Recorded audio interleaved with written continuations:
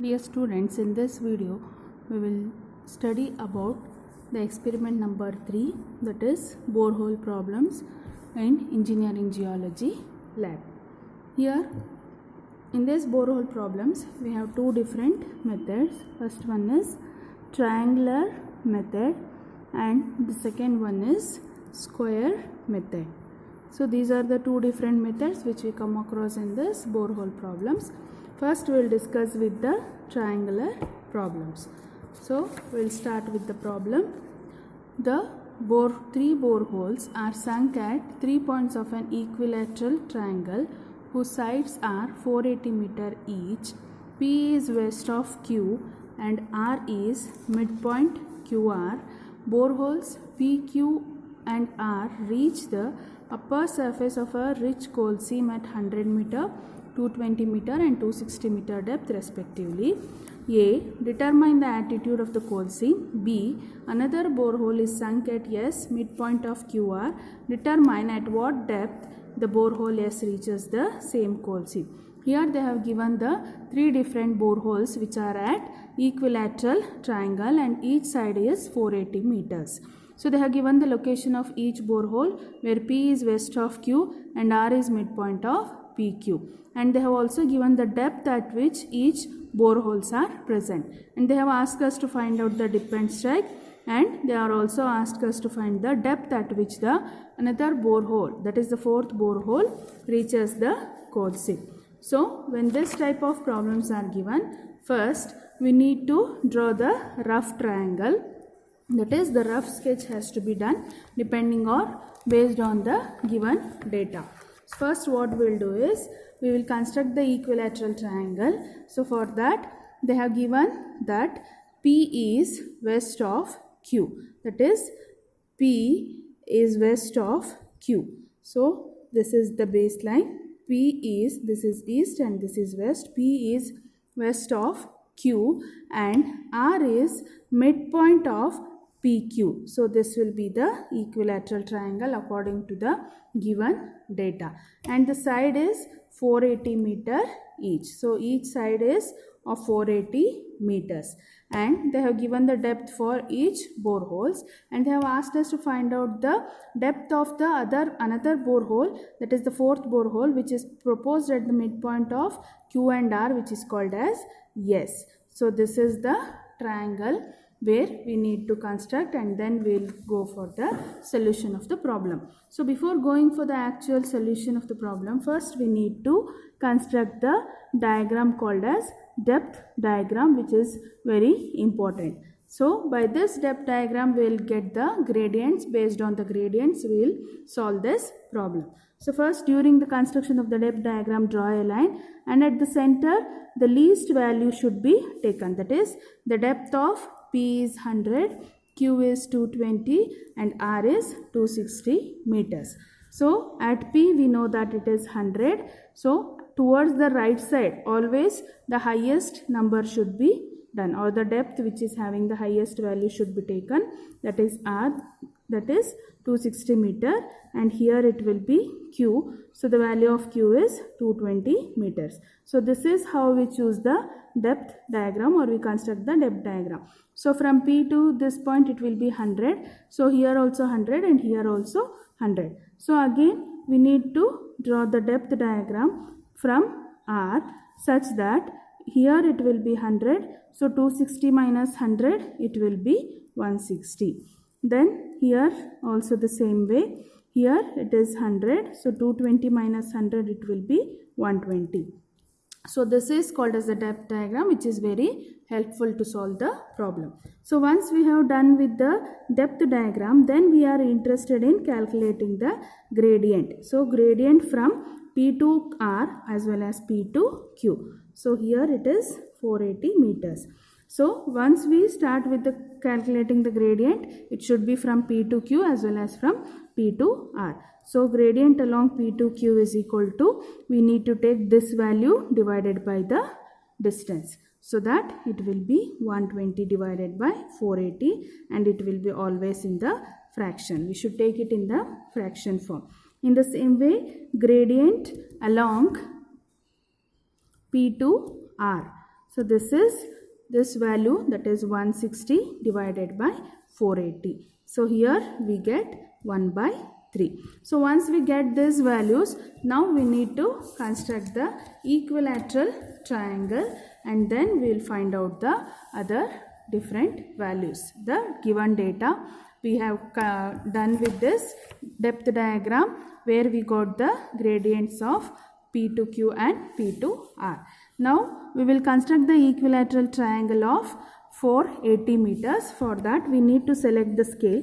So for this problem I will be taking the scale as 1 centimeter is equal to 100 meters. So that I am supposed to construct the equilateral triangle of 4.8 centimeter, that is 480 meters. So name it as, here it is P and here it is Q. So depth at P is 100 and the Q is 220. Next, for the equilateral triangle,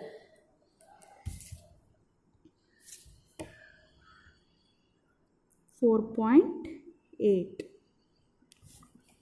So here I will be constructing the equilateral triangle of 4.8 centimeter. So now I need to join, this will be R.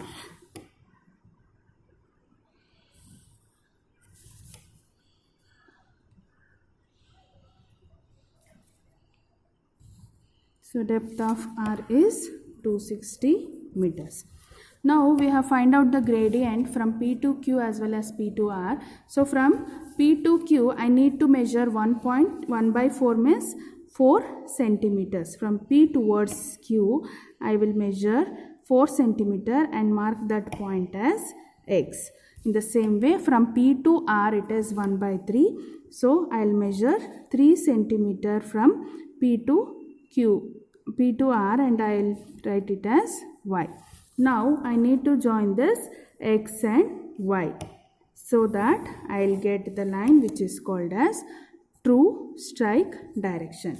So once we get the true strike direction, now we are interested in finding out the true dip direction in order to find out the dip and strike. So for that what I will do is, I will be taking the protractor and placing it on this true strike direction, and I will measure 90 degree in such a way that it has to pass through the point P. So this will be my true dip direction. So now I will join this true dip direction value. So from the true strike direction I will join the line that is called as true dip direction. So this will be perpendicular to the true strike direction. Next what I will do is, we are interested in making the another borehole, that is S, which is at midpoint of R and Q. Now I will select the midpoint of R and Q, that is half of this 4.8, so it will be 2.2 centimeter. So next join this P and S. So this will be S. So now I need to join this P and S.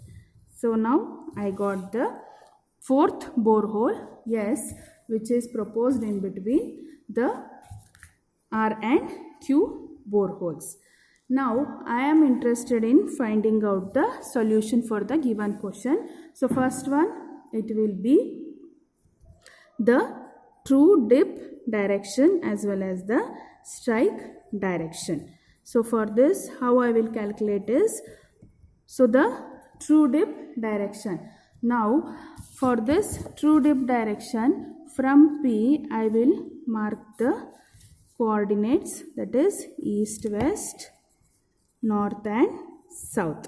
So for the calculation of true dip direction, I will be measuring the angle from this north. So place the protractor like this and measure the angle from north. It will be 43 degree east. So this line, true dip direction line, angle I need to measure, so that I'll get north 43 degree east. So from here till here it will be 43 degree. So the true dip direction is north 43 degree east. Next I need to measure the strike direction. So for that strike direction I need to measure the angle, so that I will draw another strike line from this point. So again, if I measure here, it will be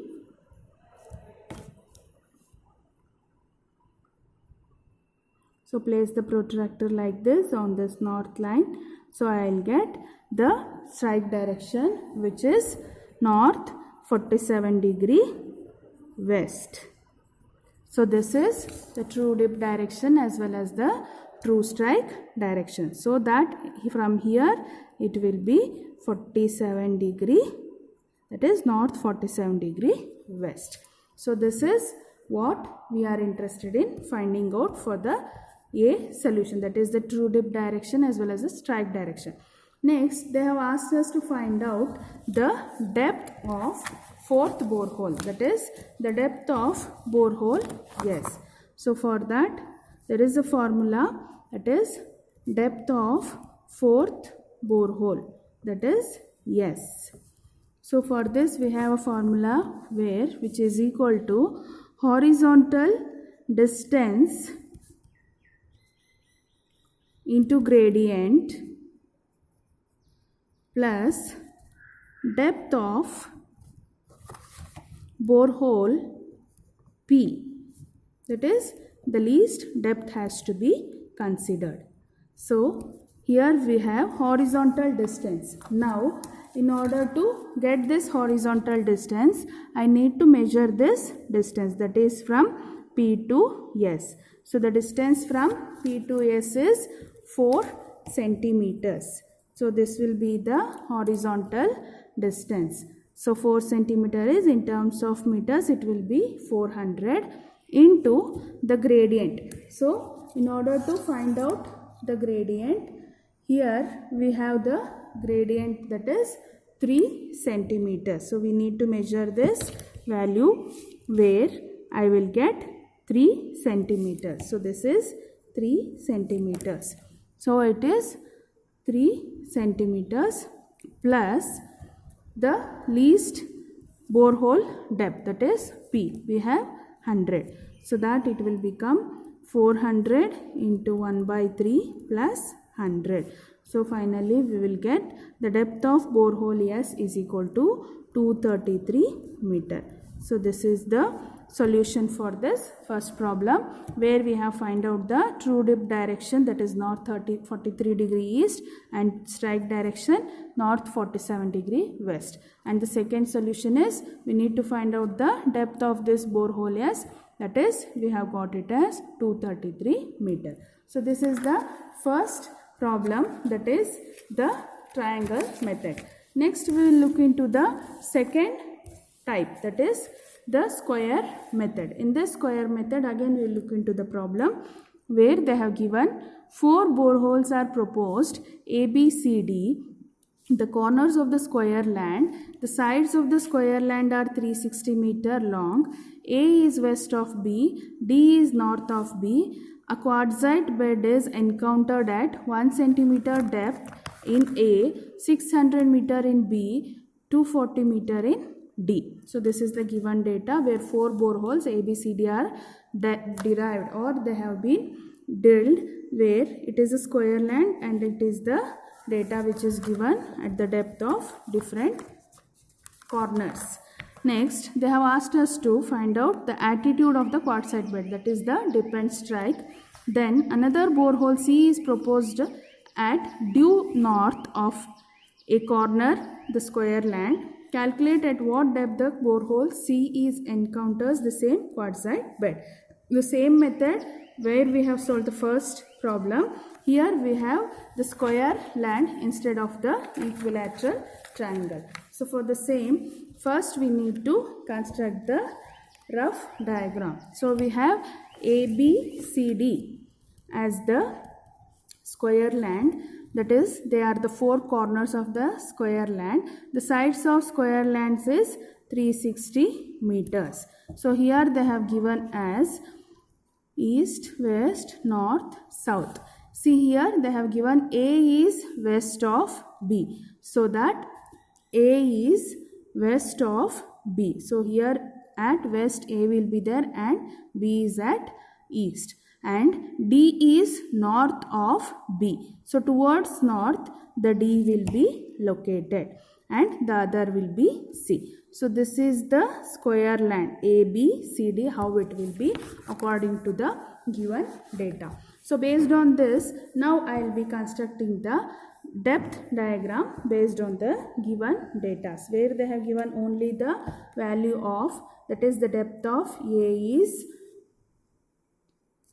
the depth of A they have given as 160 meter, depth of B is 60 meters and depth of D is, they have given it as 240 meters. So as we know, at the center the least value should be taken, so that B is 60 meters and it is at the center. The maximum value, that is D, should be taken at the right hand side and the other value should be taken at the left hand side. So here it is 60, at D it is 240 and at A it is 160. So here we need to construct the depth diagram where it will be 60, 60 and 60. So the remaining part, so 240 minus 60. So here it will be 180 meters and here it is 160 minus 60, so that here it is 100 meters. Now we are interested in calculating the gradients. So the gradient along B towards D is equal to, so this distance 360 divided by 180, which is equal to 1 by 2, and the gradient along B to A. So that is 360 divided by 100, which is equal to 1 by 3.6.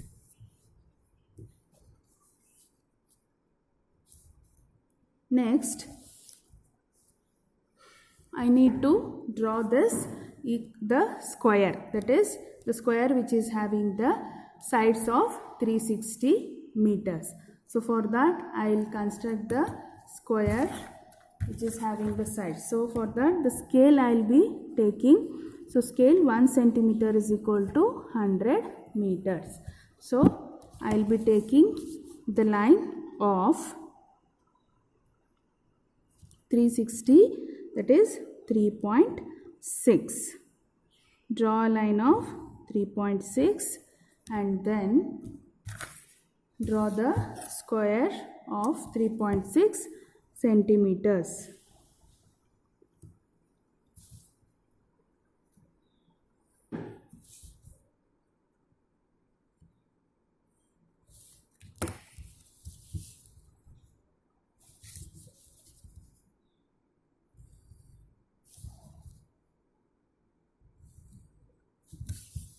So this is the triangle of, the square of 3.6 centimeters. It is A, B, D and it is C. Now we know that they have given the data where the depth of A is 160 meters, B is 60 meters and D is 240 meters. So we are interested in finding the depth of this C borehole, and we have find out the gradient from B to D. So from B to D we have 1 by 2, that is we will measure 2 centimeters from B to D. So it is 2 centimeter from B to D, name it as X, and 1 by 3.6, that is 3.6 centimeters, which is same on this line, so mark it as Y. So here now I will join X and Y line, so this line will be the true strike direction. So now we know that, now we are interested in drawing the true dip direction for this strike line, so that it should pass through the B point. So here I will be getting the true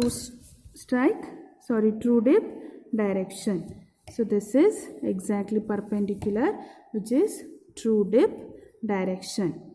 Next, we need to find out the another borehole, which is C. So join B and C. So this is the new proposed borehole at C, where it touches the true strike direction at the point Q.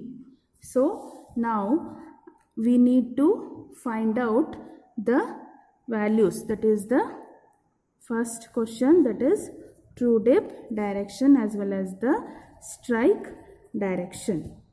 So as same to that of the previous problem, the true dip direction, now we are interested in measuring from this point B. So I will draw the coordinates east, west, north and south. Even I will be drawing the strike line from this point to find out the true strike direction. So here it will be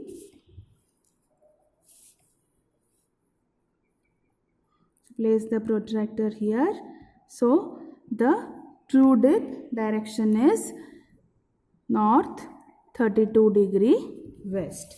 So here it is north 32 degree west. So the true dip direction is north 32 degree west. In the same way, the true strike direction. So I need to measure this true strike direction. So I will get north 58 degree east. So it is north 58 degree east. So this is how we find out the true dip direction as the strike direction. Next, the second problem is we need to find out the depth of fourth borehole, that is the borehole C. So we have the formula horizontal distance into gradient plus depth of borehole B, that is the least borehole, least depth. So here now we need to measure the distance from B to C. So this is the value what we get, the horizontal distance, which is 5.1 centimeters. So it is 5.1 centimeters is 510 meters into this value, that is B to Q. So the distance from B to Q we have 2 centimeters. So it is 2 centimeters, that is 1 divided by 2, plus the depth of least borehole value is 60. So it is 60. Finally we will get 350 meters. That is the depth of borehole C is equal to 350 meters. So this is how we will solve the problems, that is the triangular problem as well as the square problem in borehole problems.